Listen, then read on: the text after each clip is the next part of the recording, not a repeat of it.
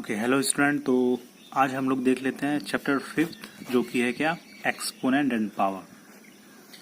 ठीक है, exponents and power. देखो समझते हैं ये क्या होता है।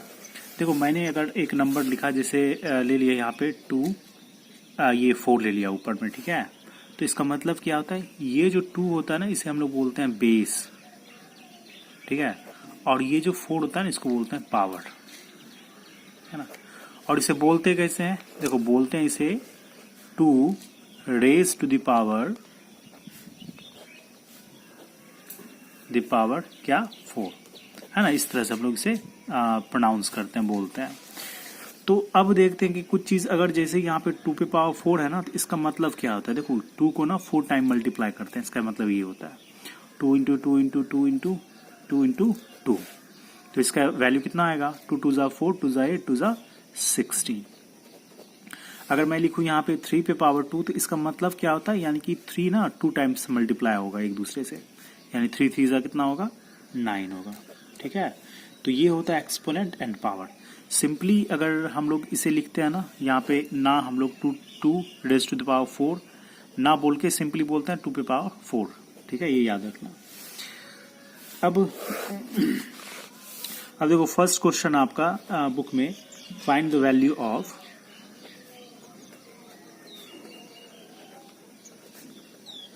जैसे दिया हुआ है 2 पे पावर 7 है, इसका वैल्यू निकालना है। तो इसका मतलब क्या होगा, देखो इसका मतलब होगा 2, पता है कि 7 है तो 2 को 7 टाइम्स में मल्टीप्लाई करेंगे, 2 इंटू 2 इंटू 2, ये 4, ये 5, ये 6, ये 7 टाइम हो गया, है ना।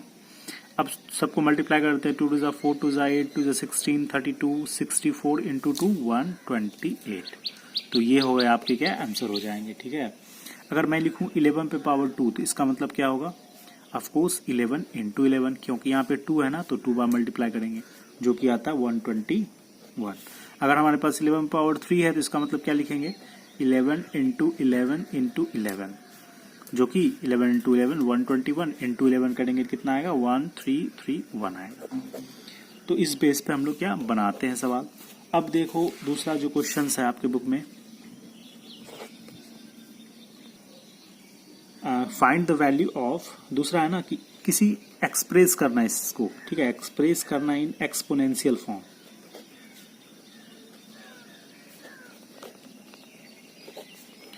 अब कोई नंबर दिया हुआ है उसे एक्सपोनेंशियल फॉर्म में रिप्रेजेंट करना है। जैसे हमारे पास 2 इंटू 2 इंटू 2 है ना, तो इसे का अगर मैंने एक और 2 दे दिया तो इसे एक्सपोनेंट फॉर्म में कैसे लिखेंगे बताओ। 2 पे पावर क्या होगा 1 2 3 4 है, तो of course 2 raise to the power कितना होगा 4 होगा।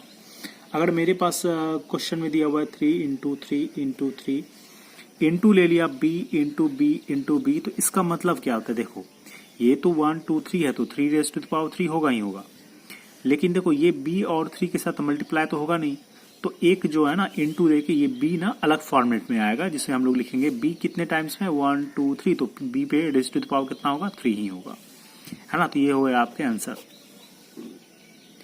उसी बेस पे अगर हमारे पास है ना 5 इंटू 5 इंटू 5 इंटू 5, तो इसका मतलब क्या हो गया 1 2 3 4 है, तो 5 रेज टू द पावर कितना होगा 4 होगा, ये होगा आंसर। तो इस तरह से हम लोग बनाते हैं। चलो मैं एक और एग्जाम्पल यहाँ पे ले लूँ, जैसे हमारे पास है ना मैंने ले लिया, सपोज टू भी यहाँ पे लिया मैंने 2 इंटू 2 इंटू 2 इंटू 2 इंटू ले लिया b इंटू बी इंटू ए इंटू ए इंटू ए। अब बोलो कि कैसे हम इसे एक्सपोनेंशियल फॉर्म में पुट करेंगे। देखो यहाँ पे 2 एक अलग वैल्यू है, b का एक अलग वैल्यू होता है, a एक अलग, मतलब ये दोनों ना कभी मल्टीप्लाई नहीं हो सकता। तो क्या करेंगे हम लोग, कैसे लिखेंगे, देखो 2 पे कितने टाइम्स है ये 1 2 3 4 टाइम है, तो ऑब्वियसली 2 पे power 2 raise to the power कितना होगा 4 होगा। इंटू दे देंगे, b कितना है हमारे पास 2 है, तो b raise to the power कितना होगा 2 होगा। और सिमिलरली a हमारे पास कितना है 1 2 3 है, तो a raise to the power कितना होगा 3 होगा। तो ये हो गए आपके आंसर, ठीक है ना। तो अगर ये दोनों सेम नहीं होगा ना तो अलग अलग लिखते हैं, बस ये समझो। बाकी अब जो नेक्स्ट क्वेश्चन है आपके बुक का वो है कि एक्सप्रेस करना इसे, कुछ नंबर्स होंगे, एक्सप्रेस करना इसे इन एक्सपोनेंशियल नोटेशन। अब ये क्या होता है, देखो समझने वाली बात है कि जैसे हमारे पास कोई नंबर है, ले लिया ना 243, इसे बोल रहा है कि एक्सपोनेंशियल नोटेशन में पुट करने हैं, यानी कि पावर में आपको वैल्यू को पुट करने हैं। तो कैसे करेंगे, देखो पहले इसे क्या करते हैं ना, प्राइम फैक्टर इसका तोड़ते हैं। जैसे कि 243 है ना, इसे प्राइम फैक्टराइज करते हैं। देखो ये कितने से आएगा, 3 से आएगा। 3 से कितने टाइम्स में आएगा, 3 8 जा 24, 1, फिर 3 से दिया, देखो 3 से कितने टाइम्स आएगा, 27, देख लेना। फिर 3 से कितने टाइम आएगा, ये 9 टाइम्स आएगा। फिर देखो 3 से कितने टाइम आएगा, 3 टाइम्स। इसका मतलब 243 को हम लोग लिख सकते हैं ना 1 2 3 4 5 टाइम्स 3। इट मीन्स कि 3 इंटू 3 इंटू 3 इंटू 3 इंटू 3, ये 5 हो गया। इसका मतलब क्या होगा, 3 पे power 3 raise to the power यहाँ पे 5 लिख के ये हो जाएगा आपका आंसर। ठीक है, अगर मैं लिखूं यहाँ पे आपको दिया हुआ है ना 1024 को एक्सपोनेंशियल नोटेशन में पुट करने हैं, तो बोलो कैसे करेंगे। हमारे पास 1024 है, उसे क्या करेंगे, पहले 2 से फैक्टराइज करते हैं, क्योंकि इसे हम लोग प्राइम फैक्टर के थ्रू इसके जितने भी पावर्स आएंगे वो हम लोग देखेंगे। यहाँ पे देखो 2 से लिया, 2 से 5 टाइम्स में ये 512 आएगा। फिर 2 से किया, 2 2 जा 4, 2 5, ये 6 टाइम्स में आएगा। फिर 2 से किया, ये 1 है ना, 2 से फिर 64 टाइम्स में आएगा। 2 से करना फिर 32 टाइम्स में आएगा।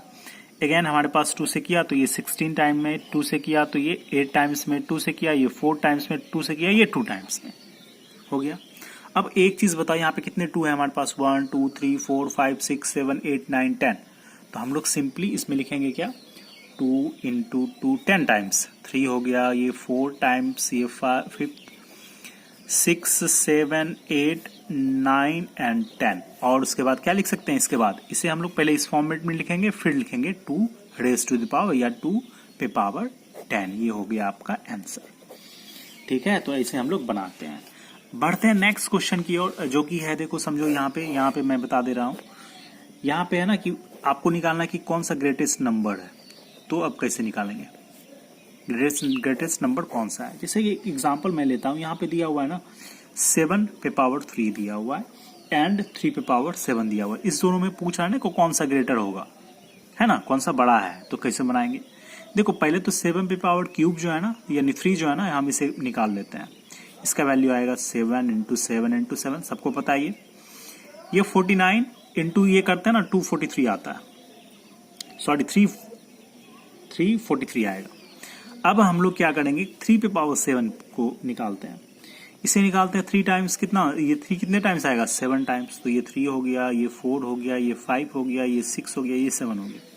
3 3 जा 9, 27, 81, 243 है ना। मल्टीप्लाई करेंगे इससे, फिर इससे करेंगे ना, तो ये हमारा आएगा 2187। तो खुद देखो, बताओ कि ये बड़ा है या फिर ये बड़ा है। ऑब्वियसली ये बड़ा है, तो हम लोग सिंपली लिख देंगे 7 पे पावर जो 3 है ना, ये छोटा है, और कौन सा बड़ा है, 3 पे पावर 7 ये बड़ा है ना। इस तरह से हम लोग बनाते हैं। जैसे कि एक एग्जांपल मैं ले लेता हूँ, हमारे पास सपोज टू बी यहाँ पे दिया हुआ है कि 2 पे पावर 4 बड़ा है या फिर 4 पे पावर 2 बड़ा है। इसमें से कौन सा सिंबल, ऐसे ऐसे आपका बुक में सपोज टू बी है कि इसमें से कौन आपको साइन देना है, ये देना है या ये देना है या इक्वल टू का साइन देना है।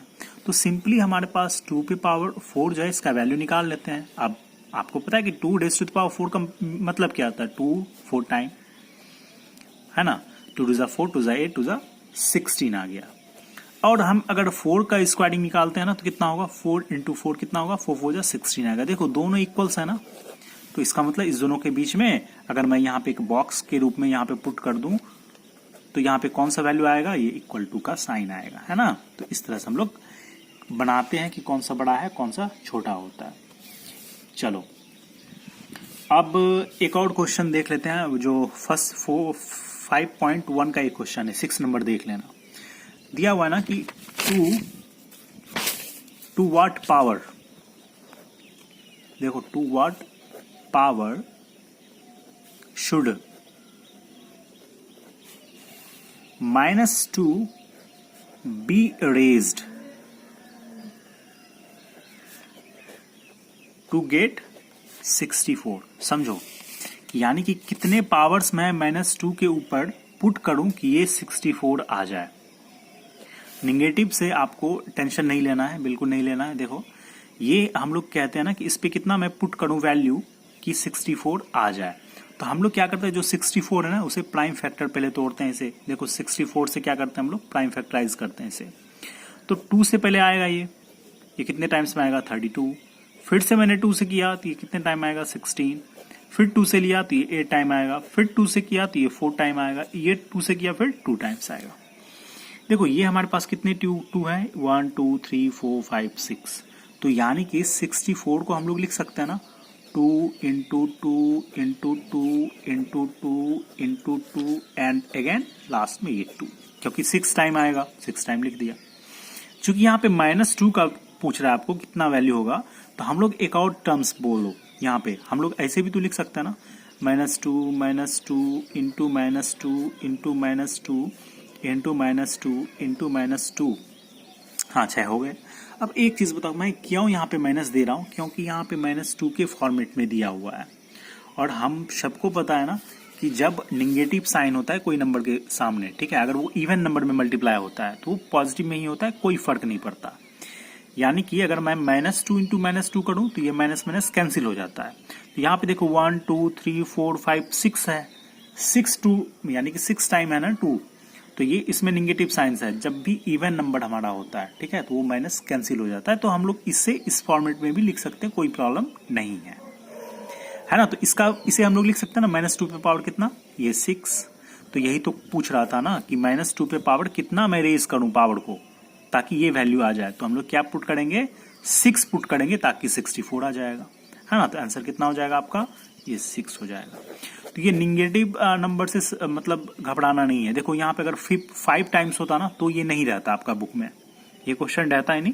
अगर मान के चलते यहाँ पे 32, यहाँ पे सपोज टू भी 32 रहता, तो 32 रहता ना, तो यहाँ पे 2 पे पावर सिर्फ 5 लिखता, -2 देता ही नहीं, क्योंकि 5 एक ऑड नंबर है, और ऑड नंबर में क्या होगा कि निगेटिव साइन रहेगा ही रहेगा। तो इवन नंबर में क्या होता है, कैंसिल हो जाता है। तो हम लोग पुट कर सकते हैं, माइनस को वैल्यू यहाँ पे देके इसे बना सकते हैं, ठीक है, तब बना लेना।